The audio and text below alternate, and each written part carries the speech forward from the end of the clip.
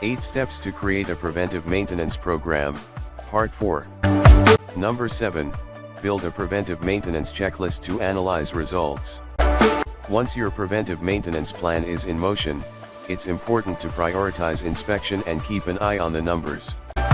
It is essential to have a preventive maintenance checklist that helps you to consistently track KPIs, planned maintenance percentage and mean time between failures.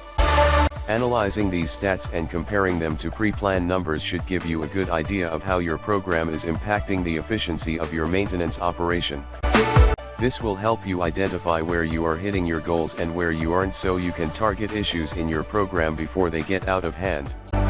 Take advantage of data capture tools to make tracking and analysis easy, quick, and actionable. Number 8. Fine-tune plan. This is one task you should never feel is complete. Your preventive maintenance program should always be under construction as you continually fine-tune, fill in the gaps and fortify procedures that are working well. Use the data you capture through sensors, work order notes and digital reports to see where strengths and weaknesses lie. Uncover opportunities to improve and focus on embracing preventive maintenance wherever possible in your operation.